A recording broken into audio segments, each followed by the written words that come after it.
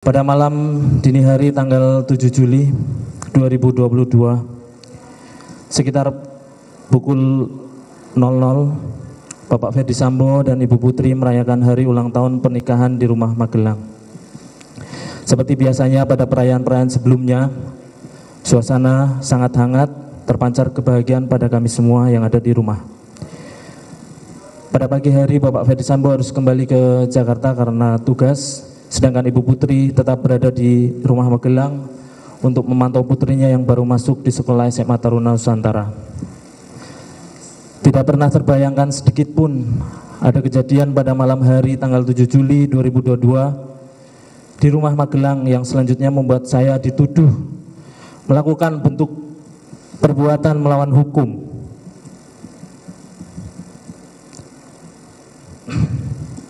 Sehingga membuat saya harus duduk di sini di hadapan majelis yang mulia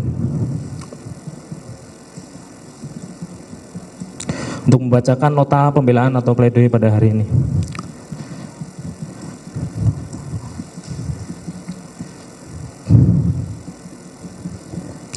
Pengamanan senjata api yang dianggap oleh penuntut umum sebagai bagian dari perencanaan pembunuhan terhadap almarhum Nofriansah Yosua Huta Barat.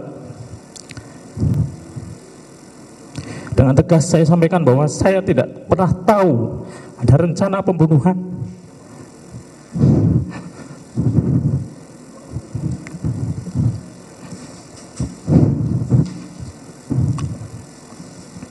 Apalagi dianggap sebagai bagian dalam rencana tersebut.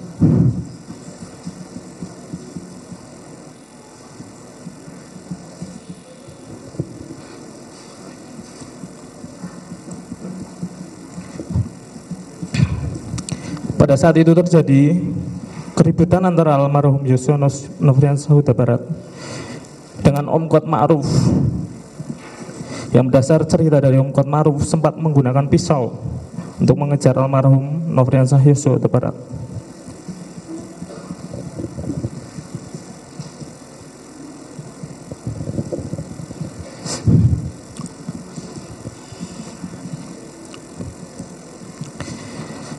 Saya sebagai seorang anggota Polri, sebagai senior, sebagai yang dituakan, melakukan tindakan mengamankan senjata api sebagai bentuk antisipasi dan mitigasi resiko terjadinya keributan kembali di antara mereka.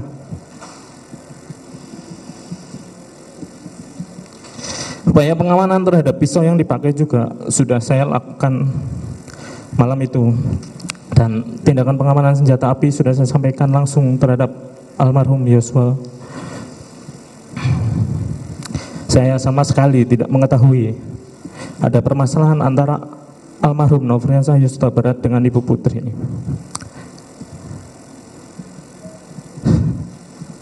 Saya tidak pernah tahu bahwa ada ancaman yang dilakukan oleh almarhum Nofriansah Yosua Huta Barat kepada Ibu Putri. Selain itu, yang mulia majelis hakim, saya tidak pernah ada permasalahan baik secara pribadi maupun kedinasan dengan almarhum Yosua. Dari keterangan saksi yang hadir di persidangan, tidak ada yang menyebutkan ada perintah terkait mengamankan senjata. Didukung hasil pemeriksaan poligraf kepada saya dengan isu apakah ada seorang yang menyuruh mengamankan senjata milik Nofriansah Yosua. Yang saya jawab tidak ada dan sudah terindikasi jujur. Berdasarkan pada keterangan saksi Bapak Ferdy Sambo, Ibu Putri, Om Kuat dan Susi yang menyatakan mereka tidak mengetahui bahwa saya telah mengamankan senjata milik almarhum Nofriansah Yosua Huta Barat. Hal ini juga diperkuat keterangan yang termuat dalam berkas surat tuntutan yang dikemukakan oleh penuntut umum bahwa terdapat komunikasi antara Bapak Ferdy Sambo dengan Ibu Putri yang tidak pernah saya ketahui pada Jumat dini hari tanggal 8 Juli yang menyatakan bahwa Ibu Putri meminta Bapak Ferdy Sambo untuk tidak menghubungi ajudan atau yang lain dan menyatakan Ibu Putri takut apabila terjadi sesuatu yang tidak diinginkan mengingat almarhum memiliki senjata. Saya tidak pernah dihubungi oleh Bapak Ferdy Sambo pada tanggal 7 maupun 8 Juli 2022. Berdasarkan keterangan saksi yang sudah hadir dalam persidangan ini, termasuk saksi dari operator seluler, menyatakan bahwa tidak ada komunikasi elektronik antara saya dengan Bapak Ferdi Sambo. Hal ini juga dapat dikuatkan dengan melakukan pengecekan terhadap handphone milik Bapak Ferdi Sambo yang sudah disita.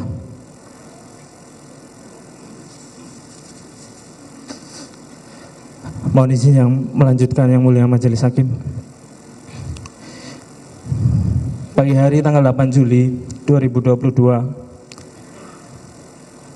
saya diperintahkan secara mendadak oleh Ibu Putri untuk mempersiapkan dan ikut mengantar beliau pulang ke Jakarta. Sebagai seorang bawahan, sudah menjadi hal yang wajar untuk memenuhi tugas dari seorang pimpinan. Dalam hal ini Ibu Putri sebagai istri dari Kadif Propam.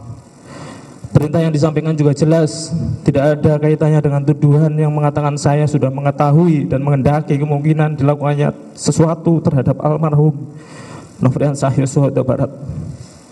Setelah tidak ada hubungannya dengan perintah backup yang penuntut umum ambil dari keterangan setelah tiba di Jakarta. Perintah mendadak tentu mengakibatkan semua dilakukan secara terburu-buru, termasuk menurunkan barang-barang dan sekaligus senjata api yang telah saya amankan karena khawatir ada keributan lanjutan antara almarhum dengan Om Kuat Ma'ruf pada malam sebelumnya. Senjata tersebut saya letakkan di dashboard mobil LM bersamaan dengan meletakkan senjata steyr yang memang biasa diletakkan di mobil ibu. Selain itu memang almarhum Yosua sepengetahuan saya juga akan duduk di situ yang mulia, yang kemudian diasumsikan sebagai tindakan mengamankan senjata kembali dan respon dalam bentuk kehendak serta rencana yang saya sebagai judan yang terlatih untuk meluluskan dan mendukung kehendak Bapak Ferdi Sambo yang berencana meminta bantuan backup di Jakarta. Sekali lagi, penuntut umum memakai keterangan yang baru dikemukakan oleh Bapak Ferdi Sambo di Jakarta. Jika saya berniat untuk mengamankan kembali senjata almarhum Yosua Nofriansah Huta Barat, akan lebih masuk akal bagi saya untuk meletakkan senjata tersebut dalam tas tumi milik saya, sehingga senjata tersebut selalu dalam penguasaan saya. Tidak pernah saya menyampaikan kepada siapapun bahwa jangan sampai almarhum Nofriansah Yosua Huta Barat mengambil senjatanya kembali.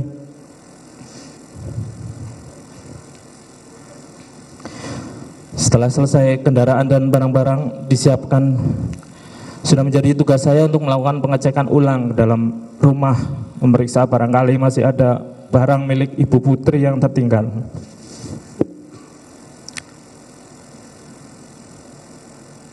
Ketika saya melakukan tugas tersebut, saya tidak tahu dan tidak pernah menyampaikan kepada siapapun tentang pembagian tempat duduk di kendaraan yang akan dipakai menuju ke Jakarta. Dalam berkas surat tuntutan selalu disampaikan bahwa almarhum Nofriansah Yosua Huta Barat harus selalu diawasi dan dikawal sejak awal berangkat dari Magelang ke Jakarta, pada saat berhenti di rest area maupun saat di rumah Duren 3. Tapi dalam berkas tuntutan tidak pernah menyebutkan perintah pengawasan dan pengawalan disampaikan oleh siapa kepada siapa, serta kapan dan di mana perintah itu disampaikan. Dimulai dari pembagian tempat duduk saat berangkat ke Jakarta yang tidak didukung satupun keterangan saksi atau bukti. Pada saat mampir di rest area tol untuk ke kamar kecil, dari keterangan saksi di pengadilan sudah jelas bahwa saya meminta kepada Patwal melalui HT karena saya sudah ingin buang air kecil. Jika memang harus diawasi, maka semestinya saya tidak boleh melepaskan pengawasan saya ketika di Saguling saya dipanggil oleh Bapak Ferdi Sambo. Dari semua keterangan saksi tidak ada yang saya perintah atau saya minta tolong untuk mengawasi keberadaan almarhum Yosua di Saguling. Dan terakhir di rumah Duren 3, ketika kami tiba dan semua turun dari mobil serta terlihat di CCTV yang sudah diputar di pengadilan, saya tidak pernah sedikit pun selalu memperhatikan gerak-gerik dan keberadaan almarhum Nofriansah Yosua Huta Barat. Saya tidak segera masuk karena harus memutar balik mobil yang akan digunakan Ibu Putri kembali ke Saguling setelah hasil PCR keluar. Saya tidak mempunyai penglihatan super yang mampu menembus pagar rumah untuk memastikan keberadaan almarhum Nofriansyah Yosua Huta Barat, sementara saya berada di dalam mobil. Dan sudah kita ketahui bersama yang mulia, bahwa di bagian depan rumah Duren 3 juga terdapat garasi dan pintu pagar yang dapat terbuka. Sedangkan dari rekaman CCTV terlihat pada saat almarhum Nofriansyah Yosua Huta Barat berada di sekitar tempat itu, saya sama sekali tidak pernah mendekat ke arah almarhum Nofriansyah Yosua Huta Barat. Yang mulia majelis hakim, yang terhormat para jaksa penuntut umum, yang terhormat para penasihat hukum, dalam perjalanan dari Magelang ke Jakarta, saya sudah sampaikan kepada almarhum Nofriansyah Yosua Huta Barat bahwa senjata miliknya ada di dashboard mobil LM. Setelah tiba di Jakarta, saya tidak pernah mengambil kembali senjata tersebut dengan tujuan untuk saya kuasai. Ketika kami duduk-duduk di depan rumah Saguling, saya juga tidak pernah melarang almarhum Yosua untuk mengambil senjata miliknya. Hal ini juga sudah dibuktikan dari semua keterangan saksi yang hadir pada persidangan ini.